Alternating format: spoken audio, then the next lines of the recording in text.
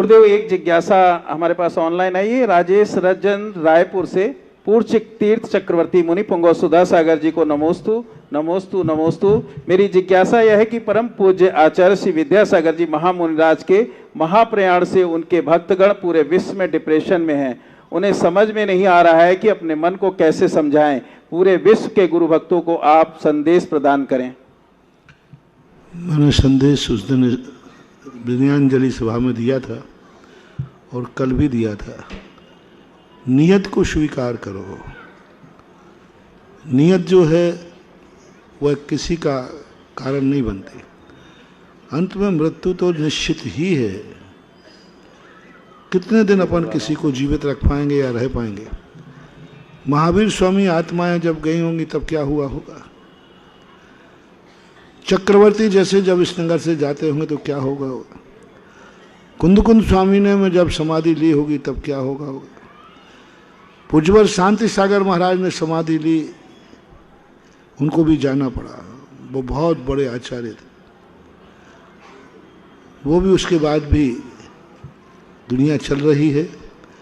बस इतना ही है, महापुरुष जाते हैं, उनके बाद उनकी जो आदर्शताएं थीं वो आदर्शता कायम हम रख लेते हैं तो कोई डिप्रेशन करने की ज़रूरत नहीं है।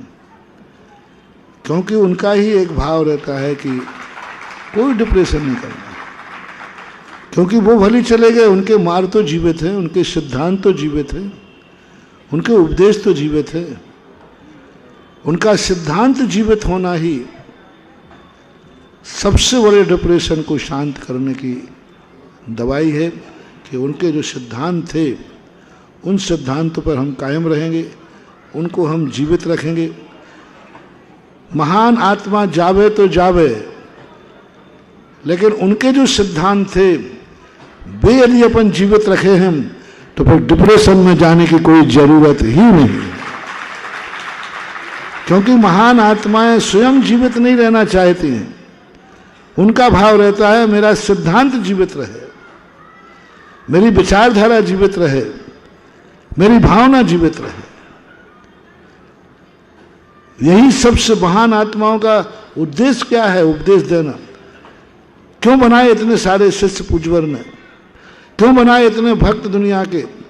क्यों इन भक्तों का उनका एक ही उद्देश्य था कि मैं तो एक दिन जाऊंगा, लेकिन मेरा विचार, मेरा सिद्धांत इस दुनिया में जीवित रहे।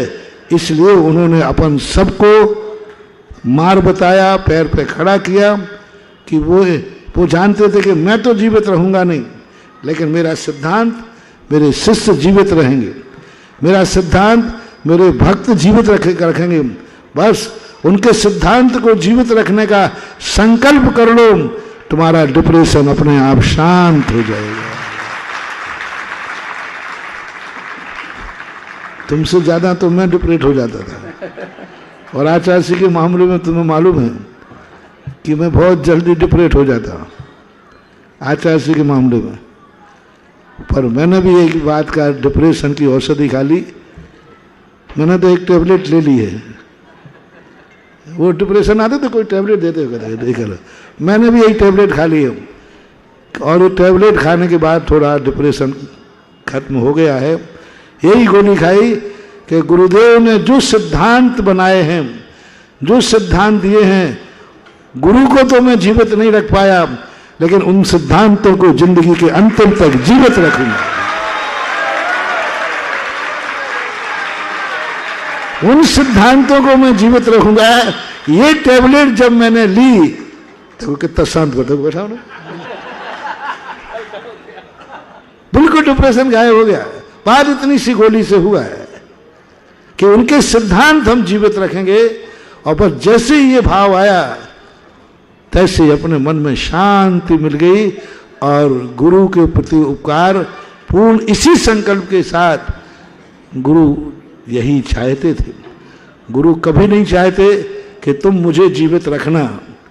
गुरु चाहते हैं मेरे बताए हुए मार्ग को जीवित रखना। वो अपन रखेंगे।